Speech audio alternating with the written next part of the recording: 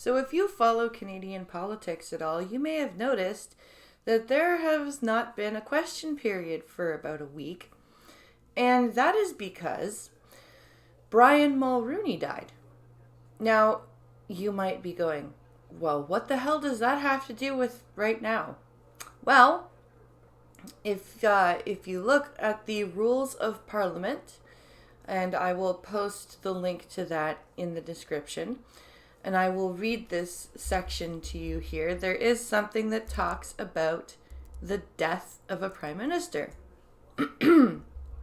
Now, this is just a very short blurb, but this is important.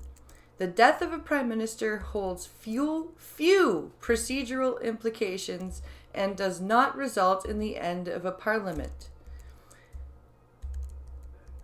If death occurs during a session of parliament where the House is sitting, tributes may be made in the House, or the House may adjourn for an extended period. Now, that's a very important part of that last sentence. Or the House may be adjourned for an extended period. Does anybody want to bet that when the news came out from Brian Mulroney's family that he passed away, that Trudeau looked at the rules of Parliament and went, "Oh, thank God, I can adjourn the House of Commons right now. This is gonna put a perfect little buffer between me and this Winnipeg lab scandal and the ArriveCan scandal. Let's do that. Let's not make tributes. Let's actually adjourn the House, because I'm in deep shit and I can't get out of it. So I'm just going to adjourn the House for an extended period of time." I think that was absolutely what happened here, because there was really no need to adjourn the House at all, especially considering that Brian Mulroney was a conservative prime minister. So it is rather strange that a liberal prime minister would choose to adjourn the House in memory of a conservative prime minister who, after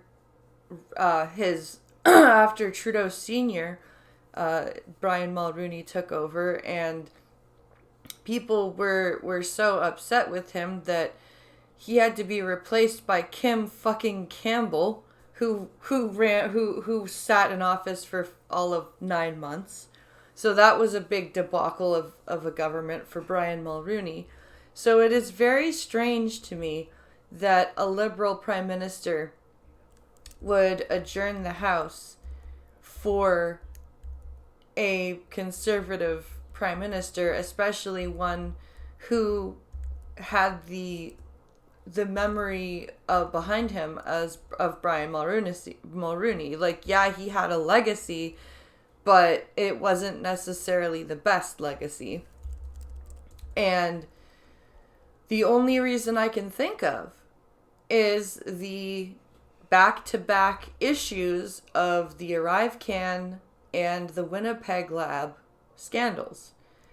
There's no other reason, because we all know that when something happens with Justin Trudeau in a scandal, whenever he can, he will prorogue Parliament. Now, he couldn't prorogue Parliament this time, but he found a way to adjourn the House. Now, whether or not they'll be back next week, I don't know. It doesn't specify how long the extended period is that you're allowed to adjourn.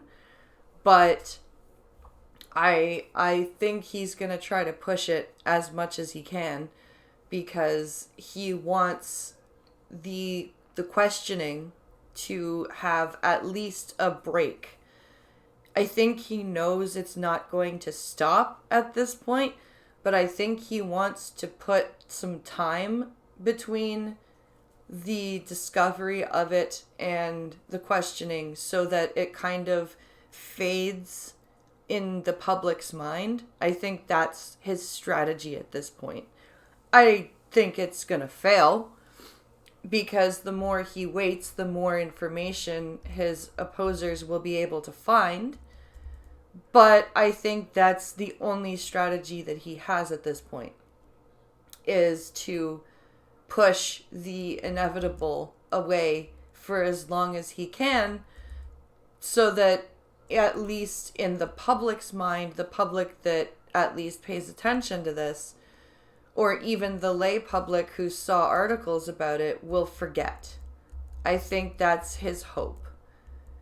And I am here, and hopefully everyone else that watches and consumes this type of content is here to tell him, no, it's not going away. You are an atrocity of a prime minister, and you need to go away. So like, share, and subscribe. Let me know what you guys think in the comments below, and I will see you all in the next video. Thanks for watching.